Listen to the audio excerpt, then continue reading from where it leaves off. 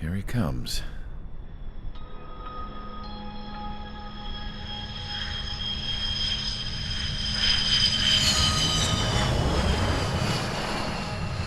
Mihai's looking worse.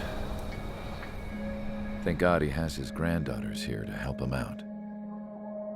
They're sisters, 15 and 10. Engaging the enemy in combat so we could use his physiological data to improve the drones had always taken a toll on Mihai's body.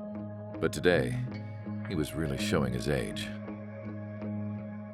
The drones we based on his data were being taken down at a faster rate now compared to when the war began.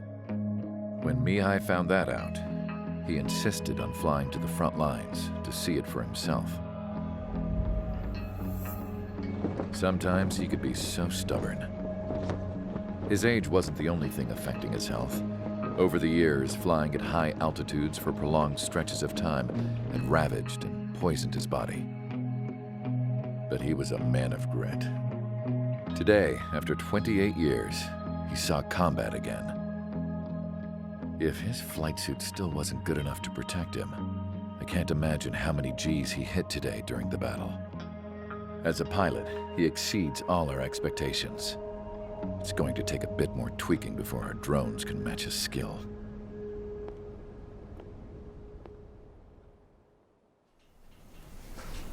How penal is this penal unit, you ask?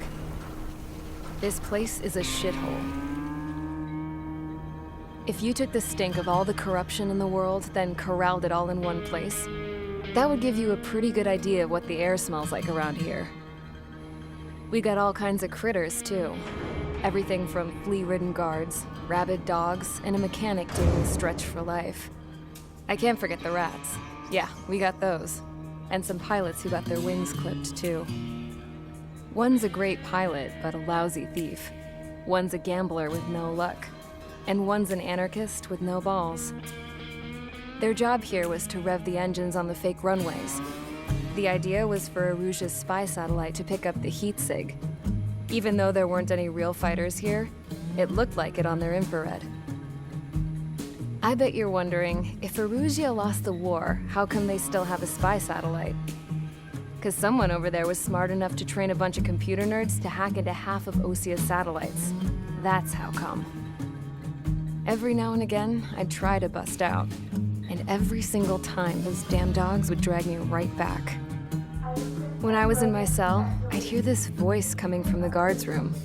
It was the Erusian princess rallying her people on the Erusian national broadcast. All us prisoners had become big fans of hers. You want to hear something funny? The guards were big fans too. I swear to God, every time she was on the air, they'd turn up the volume on the radio and sit there listening.